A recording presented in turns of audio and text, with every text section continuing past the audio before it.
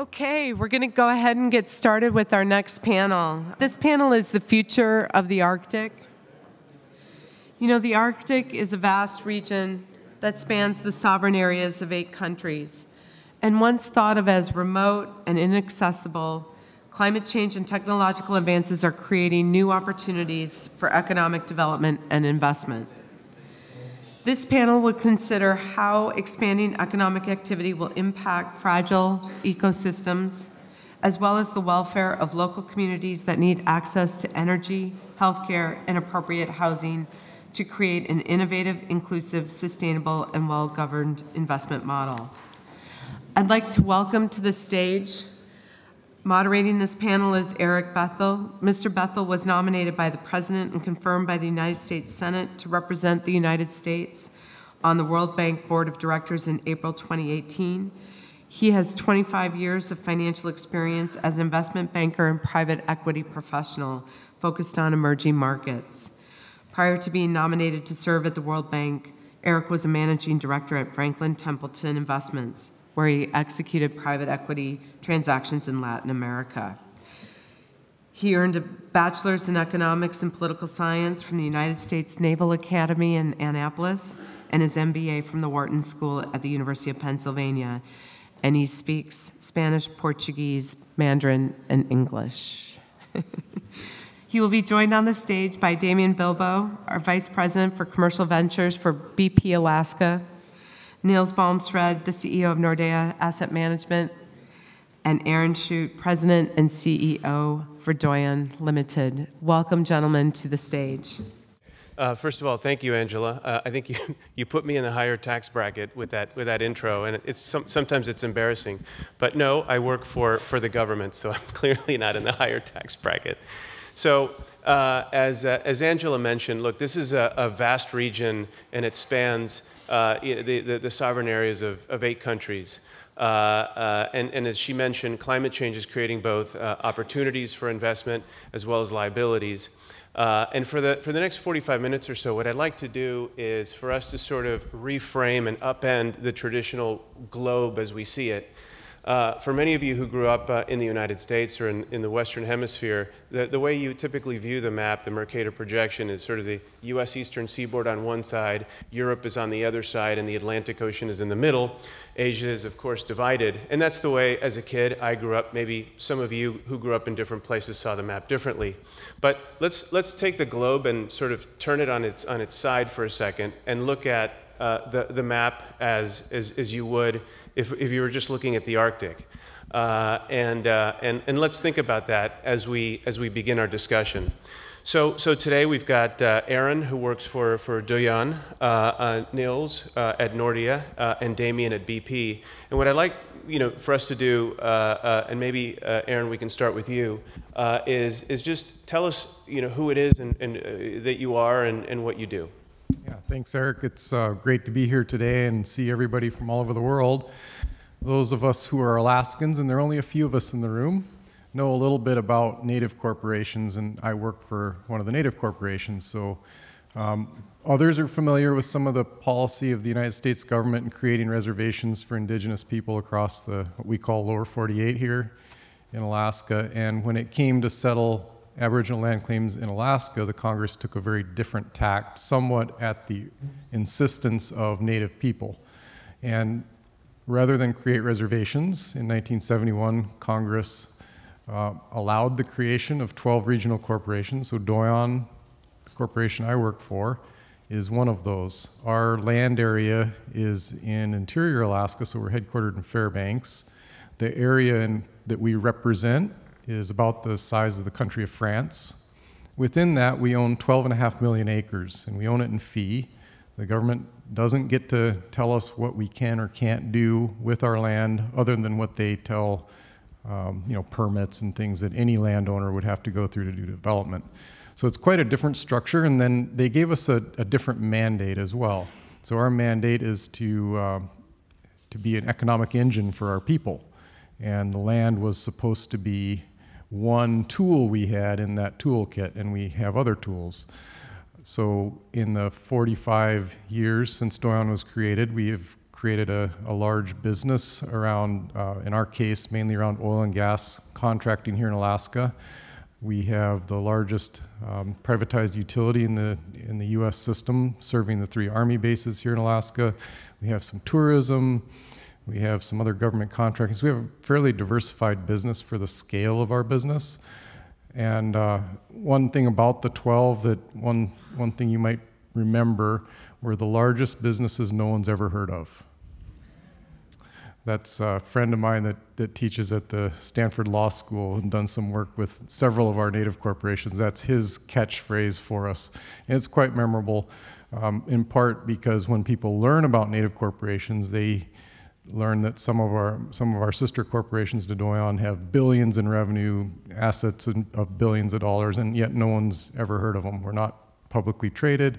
In our case, we have 20,000 shareholders that were all either originally from interior Alaska and Alaska Native or descended from those people. So my job is a little bit like all of you are sovereign wealth funds on behalf of a constituency. I have a job of creating business opportunities and economic security for our 20,000 shareholders. Good morning. My name is Damian Bilbao, and I work for BP in Alaska, based in Anchorage. We've been in Alaska now for just over 60 years. And you may have heard that next year will be our last, as we're exiting Alaska in a divestment to Hillcorp as part of a broader global divestment program. We've been very proud and fortunate to operate and invest in the state of Alaska now, producing from Prudhoe Bay through the Trans-Alaska Pipeline System for almost 42 years. We've been guests of the state and of the native people of Alaska and where we operate during that time, and we've learned a lot about some of the opportunities, some of the challenges of operating in an Arctic environment, and we've been able to take those learnings and use them elsewhere, whether that's in Russia or Norway or elsewhere. Alaska has been our #1 source of technological innovation for the Arctic as a company for decades now. We have interest both at Prudhoe Bay, where we operate, a few other fields on the North Slope, and then we own about half of the Trans-Alaska Pipeline System that brings oil down to South Central Alaska, where it's put on ships to go to the West Coast of the United States, primarily. Appreciate the opportunity to be here. So my name is Nils Bolmstrand. I run Nordea Asset Management. It's an asset manager with approximately 220 billion euros under management. We have our base in the Nordic countries, so the Arctic countries of Finland, Sweden, Norway, and Denmark. Norway and Sweden being slightly different Arctic nations, given that they have no beachfront property, whilst Norway and Denmark through Greenland has that. And I would also like to take the opportunity to thank you for allowing me to be here. And I thought when I got the invitation that this is a once-in-a-lifetime opportunity to visit Alaska. And then I came here and I spent a few days there, and I realized that it's going to be then more than once in my lifetime that I'm here.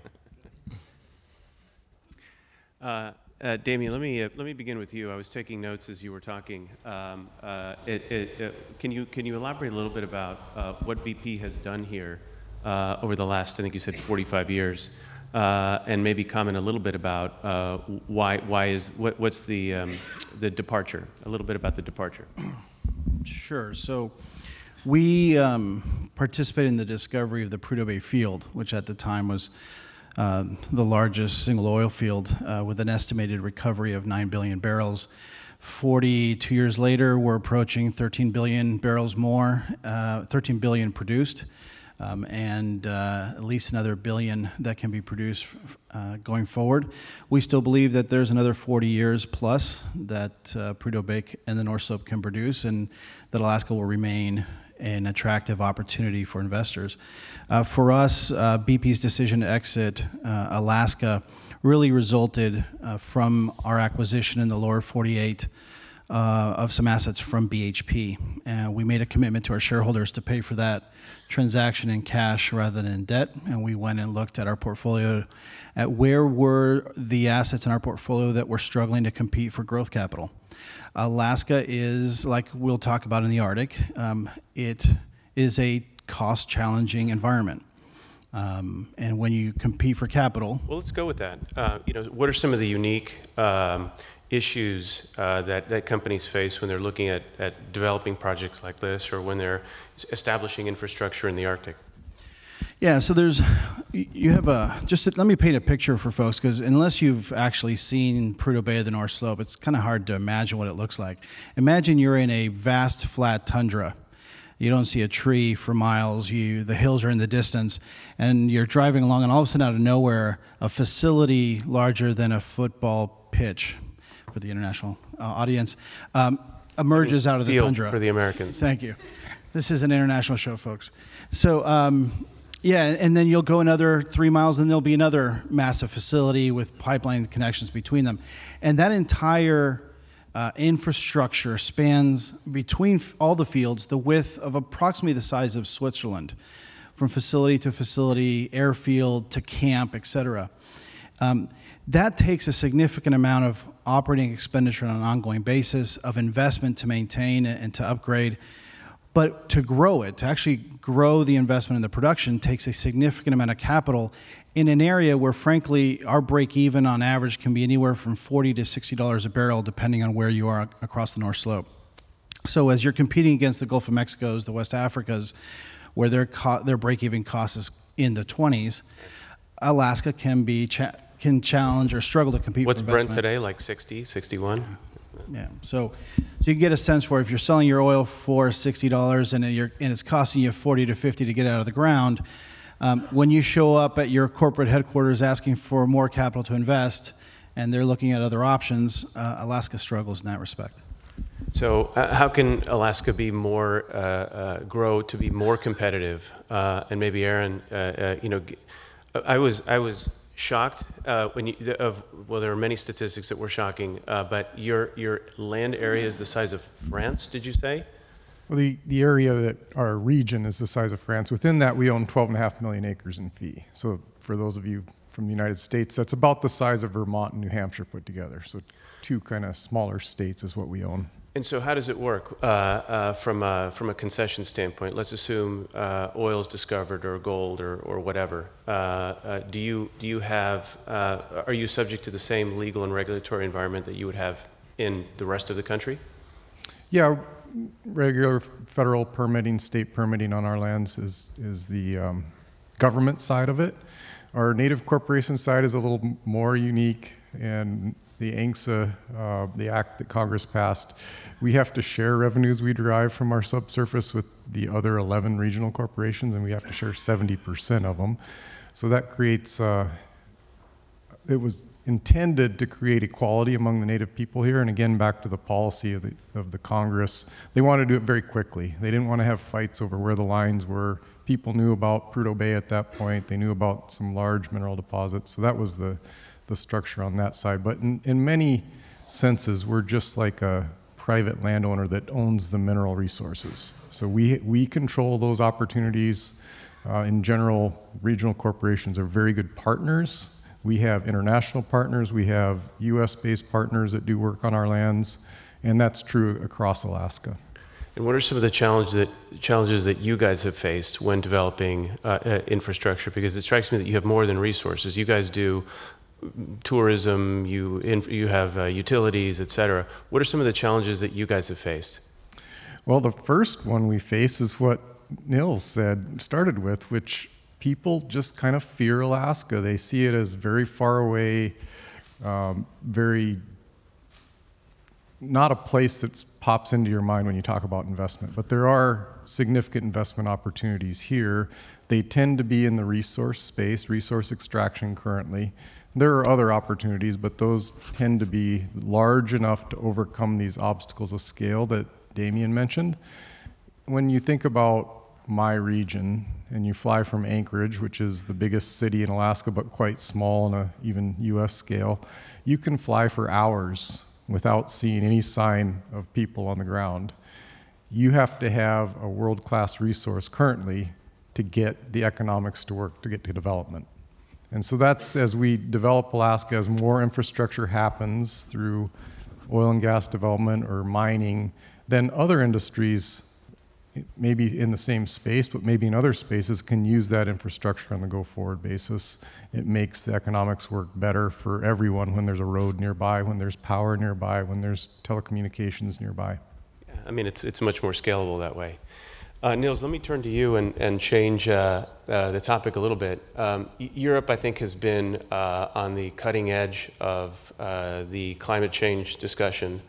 And so what I wanted to ask you is what's the general impact globally on the receding ice in the Arctic, and why should it impact everybody in this room?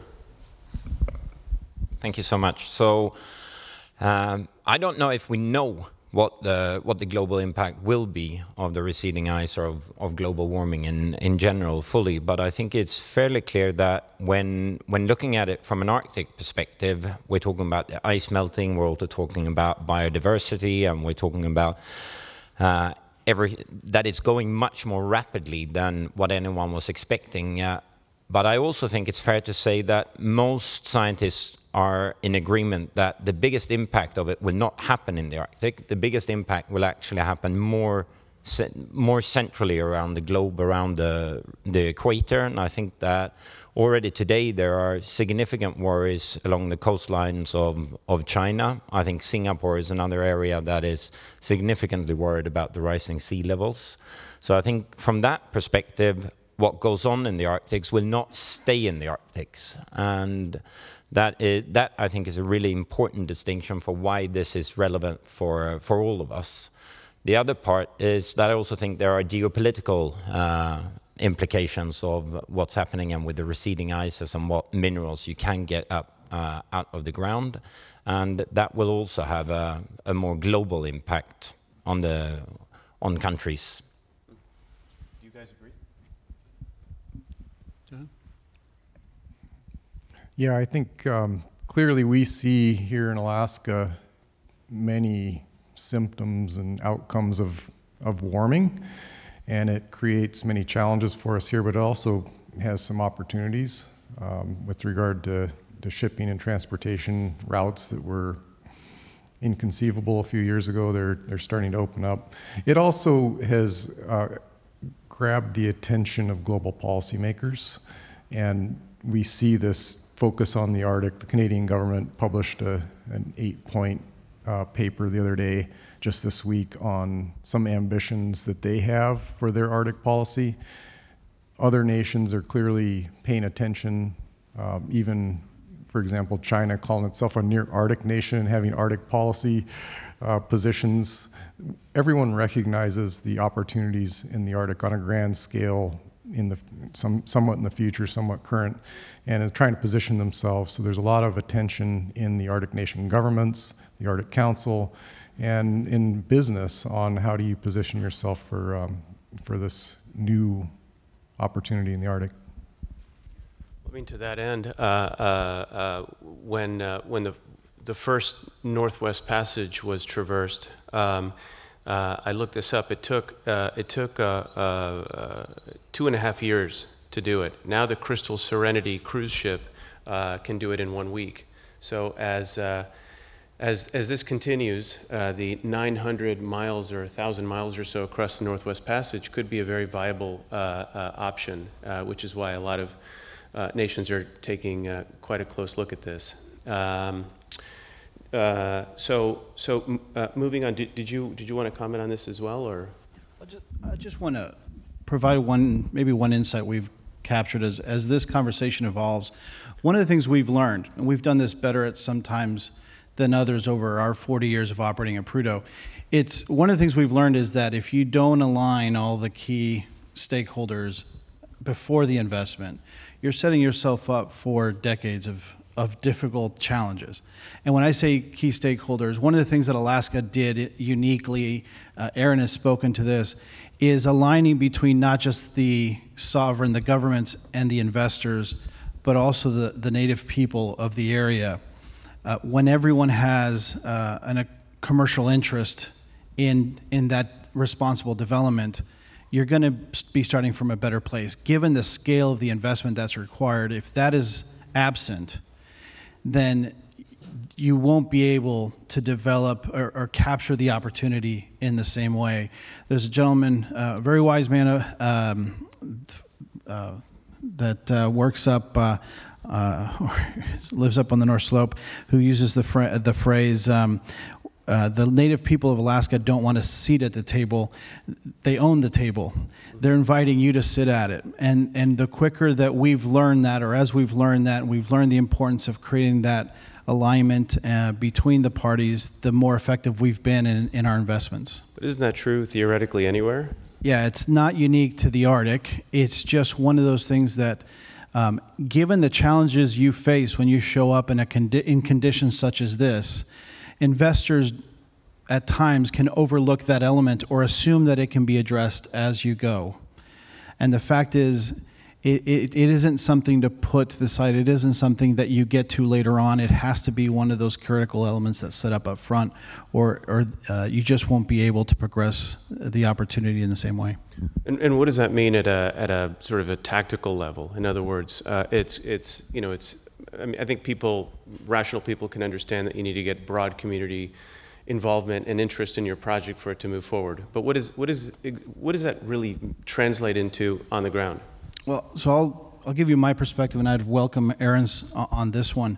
In some places, the government will come to you and ask for a commitment to a certain percentage of local hire or a certain number of jobs. The fact is, unless there's a deep alignment of commercial benefit to the local population and a participation by the local population, you don't create the alignment you need. The Alaska Native corporations don't sit back and collect the revenue from development and spend it elsewhere. They invest, they create businesses that participate in the development, and that has made a big part of the difference in the development of the North Slope. Aaron, did you want to? Sure. It's our company history that I briefly mentioned is reflective of this idea. About half the Trans-Alaska Pipeline System traverses the Doyon region. It was one of the impetuses for the ANCSA passing the Congress, was to get that right-of-way, 800 miles long, across Alaska to take advantage of this huge resource. The companies on the North Slope, including BP, understood that the local companies, and our native corporations in particular, had to have success, not just checks handed out or little opportunities. In our case, we've built a drilling rig business that is probably the best in the Arctic. It's small, but we've led the world in drilling rig technology in the Arctic and implementing, bringing like offshore technologies into land rigs in the Arctic. And that's all started from a recognition by these large companies that they had to create opportunities for those of us here. This is a much broader question, and some of the things that we're working on at the World Bank, and I'll put in a plug for this, even though it's less relevant for the Arctic. But oftentimes what happens in the extractive industries is that the local population feels like they've gotten sort of disintermediated. In other words, in many cases and in many countries, the royalties go from say the mining company to the federal government, who in turn gives it to the state government, who in turn gives it to the municipality. And at some point, let's just say there's, how do I put this, leakage along the way. And so the challenge is when local people feel that the mine is generating a tremendous amount of cash flow, but they're not seeing it, there's a lot of angst and a lot of resentment. So one of the things that we're working on, and it may work in Alaska, it may work in the Arctic or elsewhere, is a tokenized royalty such that, let's say the Peruvian government issues the mining company a certain amount of royalty tokens that represent X percent of the cash flow of the business. And the mining company can then hand those out to the end stakeholder, whether it's the landowner, the farmers, the NGOs, the community leaders, the municipalities, and so forth. And that's a much more direct route than the sort of circuitous one that we're working on. So moving on, Nils, we've been talking a lot about Alaska and sort of this neck of the woods. Would you like to chat a little bit about your Arctic. What is it like? And give the audience a flavor for what's happening in that part of the world. So even in mine, so the Arctic is a vast area, which means that it looks very different in different places. And if you're looking at it in the Nordics, I think there for Denmark with Greenland and for Norway with Svalbard, I think it's more similar to what we're discussing here with the northern parts of Alaska. Whilst for Sweden and for Finland, it's more lumber and it's more mining that is ongoing, and that has got very well developed infrastructure around it. So and it's a much easier environment in which to extract than the more difficult environments that we've been hearing about here. So there I think it is relatively well developed, and it still holds good business opportunities and with less of the challenges than the ones that we're talking about here. And then there's Denmark. Would you, it's going to come up. I knew it was going to come up, so let's just preempt it now. And then maybe after this, what we all agreed to as a panel was to make this more informal, a little bit more fun. You know, we interrupt each other, and it becomes more of a conversation. But what we'd like to do is get some questions from all of you. At the end of the day, the panel should be servicing you, and not just us hearing ourselves talk. So think of some questions. Nils, maybe you can chat a little bit about Denmark and your views, and then maybe we can open up for a few questions, and then we can continue. So when you say Denmark, I assume you mean Greenland. And, yeah.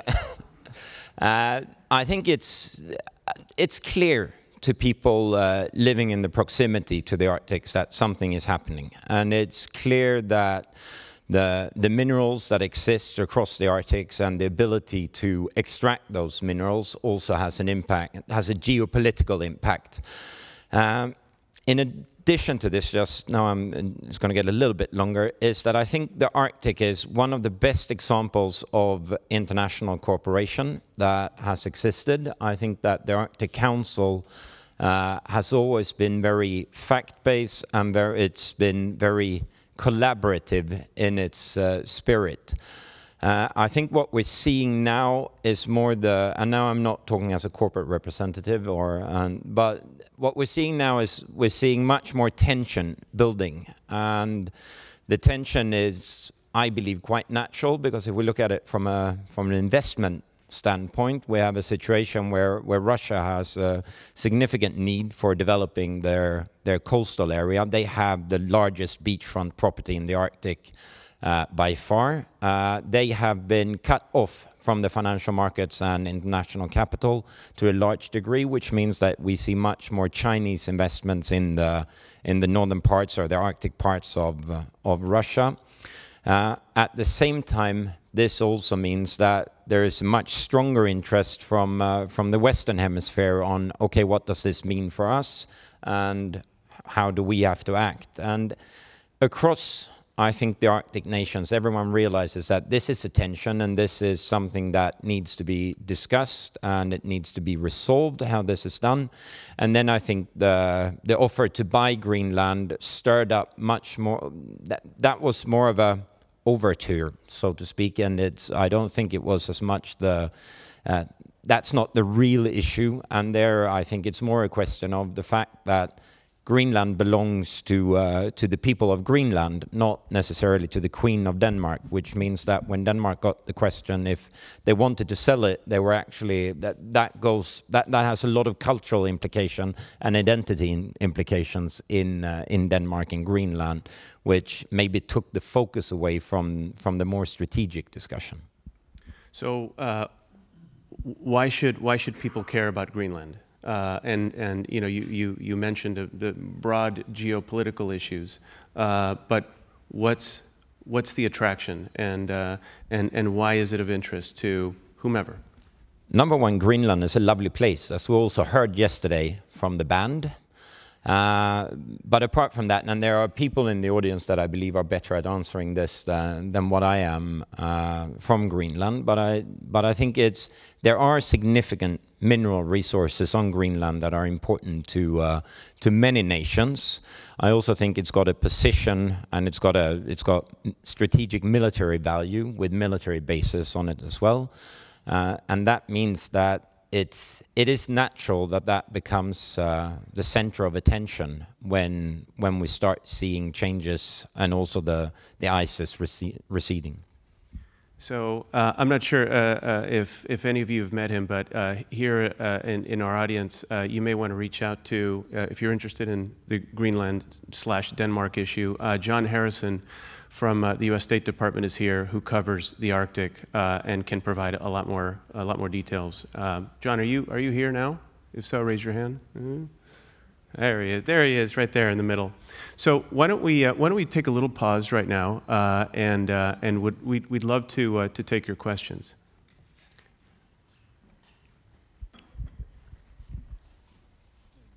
Yeah, there's a microphone up front. Right front table here. She's coming. She's coming. Thank you for the panel.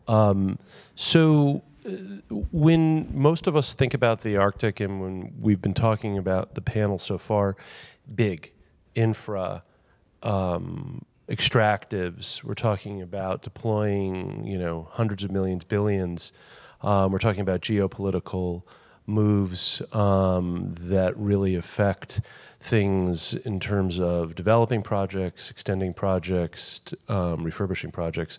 But people live in the Arctic, not just native peoples. There are actually more people moving to the Arctic than I think many people realize as a sort of a as a global phenomenon. So, do you have a thought and do you have a view, each of you, on non-extractive industries and the job creation that it means maybe more in sort of the small to medium-sized enterprise? Because as we know, those are really the most sustainable jobs over time, and that really leads to the most enduring impact in communities. And if we take a sort of an economic development approach married with an investor's approach in entrepreneurs, I wonder if you see opportunities at that scale. Maybe Aaron, you want to lead with that. So do you mind if I just, one quick point and then I'll hand it over to Aaron. So certainly we have seen in Alaska the way a large investment around extraction builds an opportunity around that for exactly the small, medium scale you're talking about. But from an economic development, as you move away from economic growth and into economic development, if you just look at the life expectancy in the United States since the early 1970s, since the Trans-Alaska Pipeline started to flow oil, Alaska is the region with the greatest increase in average life expectancy in the United States. I believe it's by almost 10 years or more, primarily in the communities outside of Anchorage. And it's a great illustration of your point that as you build that economic development, so long as you make sure to provide the infrastructure around that for broader economic development and life and quality of life, you can see that reflected in the smaller communities in many different ways. Yeah, thanks. It's a great question, and it's something we face at my corporation frequently, and I think across Alaska, and I know in the Yukon as well. Many of our native people in my corporation, the boundary line was only drawn a few years ago, and it doesn't really matter culturally. So we've got a lot of relatives just across the border. We know a little bit about northern Canada. The cold reality is our communities in my region are so small and so far apart that there's no economy of scale to doing anything, even on a local level. And so just as a point of fact, 35 communities in the Doyon region, 7 of them are road connected. The rest, the cost of gasoline might be $8 a gallon. All cost structures are almost prohibitive, even for an entrepreneur. You see a few entrepreneurs doing ecotourism, making some local living, but it's a very difficult environment when, the cost structure getting the tourists there is on an air service that you'll pay as much to get to one of my communities as it will to fly from Anchorage to Frankfurt sometimes. And people just aren't willing to foot that bill to go to one small community and have limited opportunities in that community. You know, we see people canoeing down the Yukon River every summer. There's a few people doing these things, but to create an industry across Alaska, across the Northern Arctic, that's a much different scale that's needed. Infrastructure drives, as Damian said, the opportunities for the rest, and that's what we kind of need to focus on currently, is getting a few more roads, better telecommunications, certainly better and more consistent power and cheaper power out in our communities first. I would say that there's one industry that's been left out, which is fishery, for example, which is very clearly big across the Arctic nations as well. And the other really good thing about the Arctic is that it's cold. And when it's cold, that means that you can put server farms there and you don't have to pay for cooling them. So that's one example. There are, for example, American companies having large server farms up in the north of Sweden due to that. So I think there are ample opportunities also outside of the extraction industries. Bitcoin mining. All right, so moving on. Do we have other questions? Right in the middle. You may want to raise your hand again.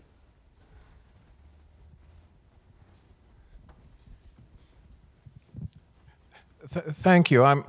I'd like to get a fuller impression of the impact of warming and climate change on the Arctic. I mean, we've talked about melting ice and opening up of sea routes, but you've also got melting of permafrost, you have forest fires, drought, changes in ecology.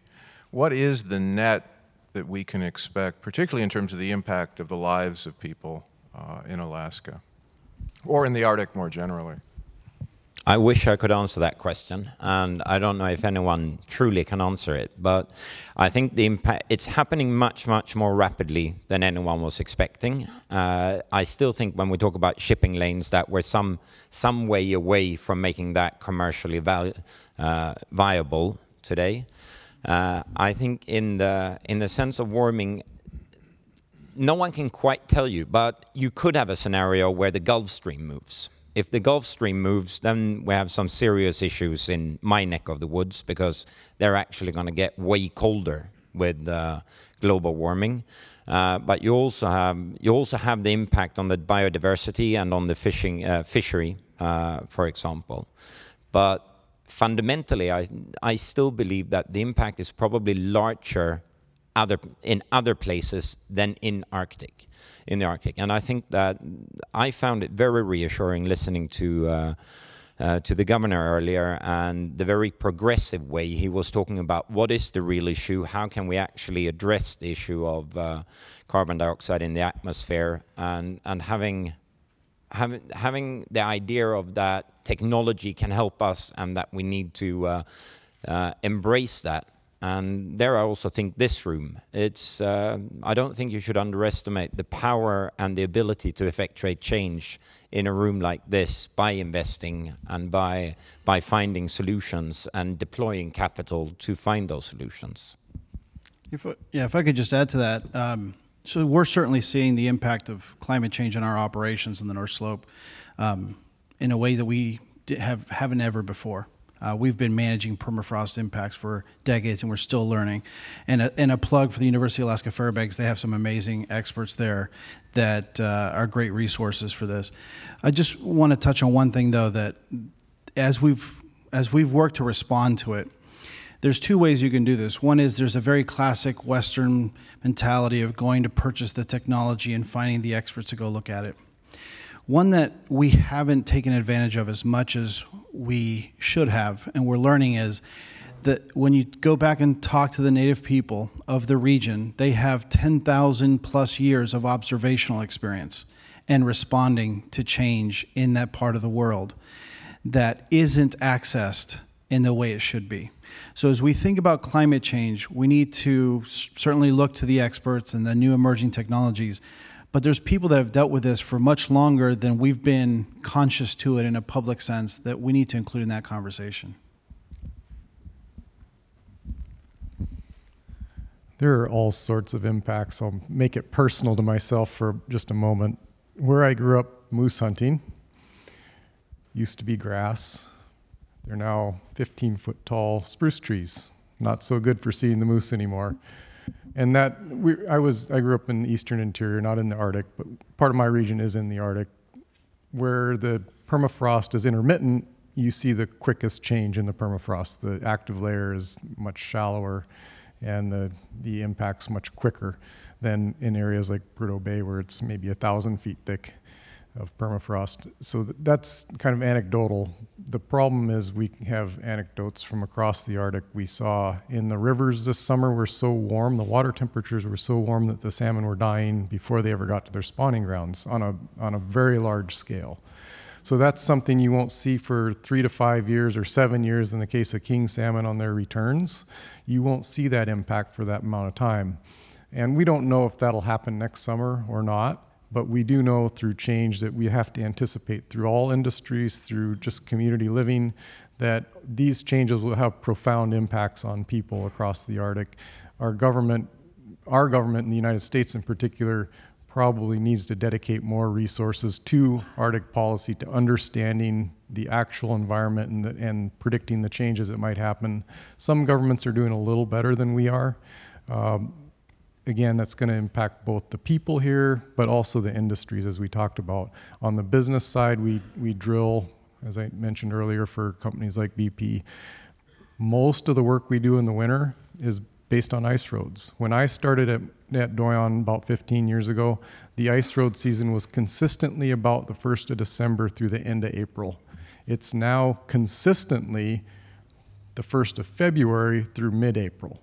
That's a very significant change in the environment, and consistently in the last 10 years, shortening by probably a third the opportunity to do that work in the winter. I think we had a question from Angela. Thanks. Just following on Red mic.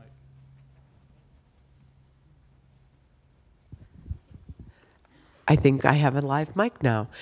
One of the things, listening to talk about the challenges that the Arctic faces, whether it's thinking about, the ice road, December, now it's February, and how communities are reliant on this. And I think about what we've been talking about the first 2 days, the disruptors in technology.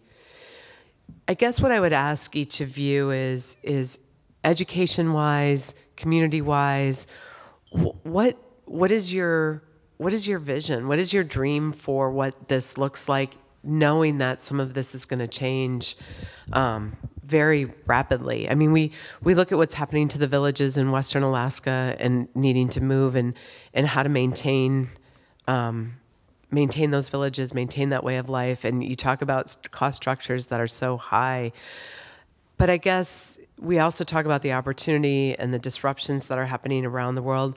Are you seeing things in other parts of the world, in other parts that you think would be really adaptable or could be brought up to the Arctic?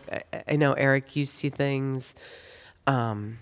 So that's my question, is just like trying to think forward rather than, because we recognize the challenges we have, but how do we not get stuck in this and keep moving forward?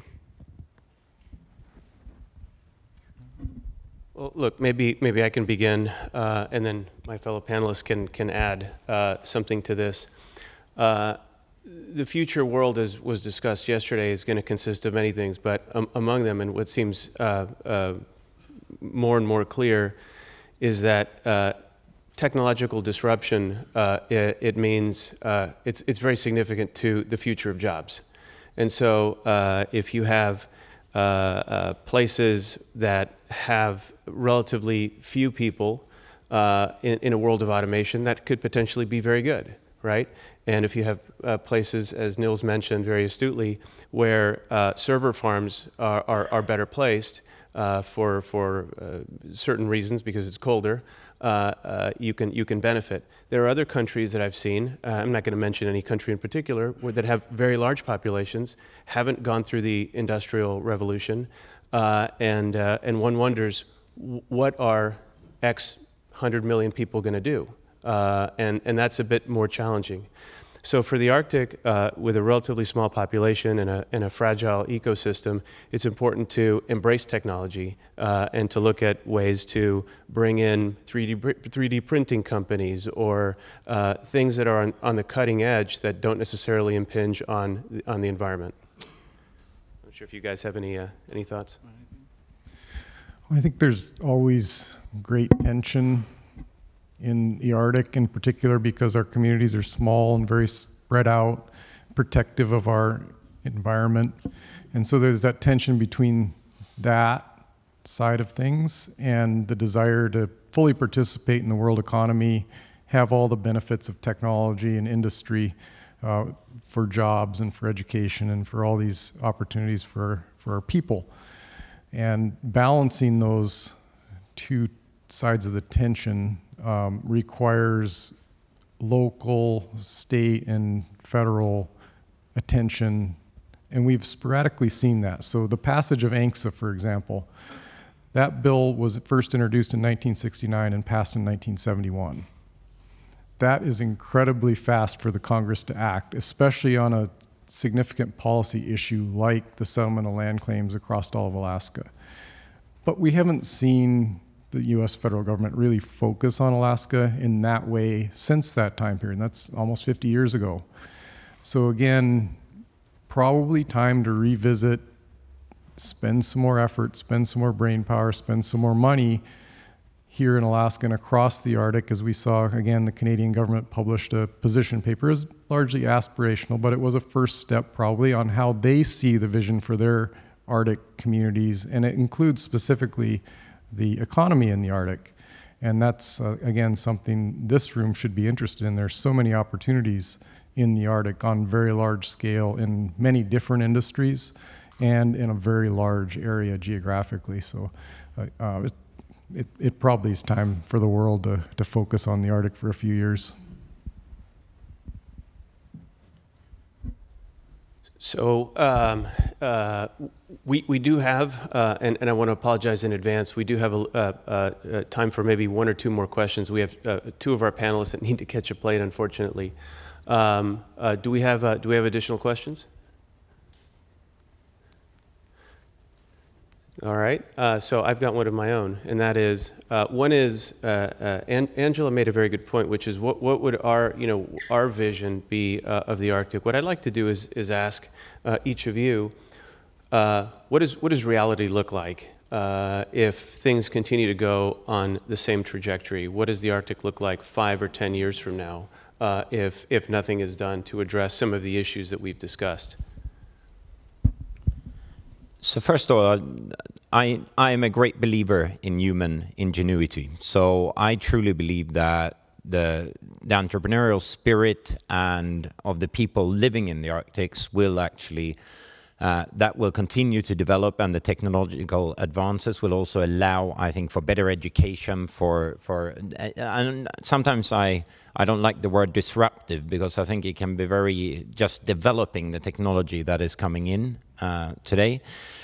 I don't know how can we turn around the tide, so to speak, when it comes to global warming, and I don't think that whatever we do will have a significant impact on a five-year perspective. There, I think it's more a question of adopting to the situation as it's developing, and that I am convinced that the communities and also the people living in the Arctic can do that. And then I think we shouldn't forget that this is, if not the most beautiful place on Earth, is one of the most beautiful places on Earth.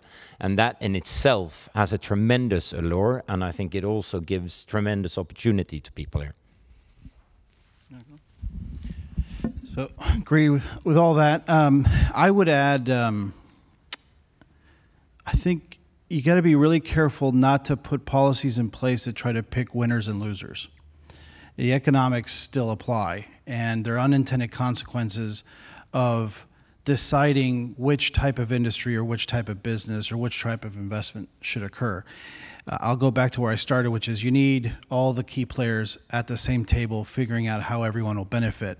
And in the Arctic, in the conditions in which you have to operate, invest, and build, scale still matters. It will be scale that drives the investment, and then the services and the products in support of that, in support of responsible development, that will create opportunity for the broader communities. And the broader communities have to see the economic benefit for themselves, not just in the forms of a check, but in actual participation in jobs.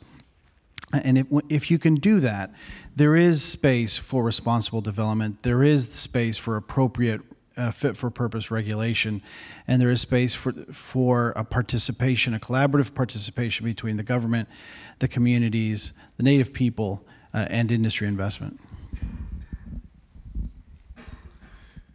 I think unless we focus specifically on the Arctic, we will go back to the opening comment Erik made about how everyone sees the Arctic, which is we see the Arctic as kind of the top half of the map and not the globe turned on its side, looking at the Arctic or what's best for our communities, our people, our economy. And we see in the United States, for example, Alaska, the population is tiny. We're usually not even drawn on the map in the correct place. And all policy with regard to, for example, Canada is based on the population center. So it's a north-south relationship. And we're stuck with that here in Alaska, making trade and commerce across the Yukon border very difficult for us when that could be our best partner in many things. We share the environment, we share the extractive industry nature of our economies, we share the small population, we share culturally. And I think that's largely true across the Arctic nations as well. There's a huge north-south component to everything in policy and economic development when we really need to focus on kind of that east-west relationship across the Arctic. Great comments. And to all of you, I just wanted to extend my thanks and thank you very much to the audience as well.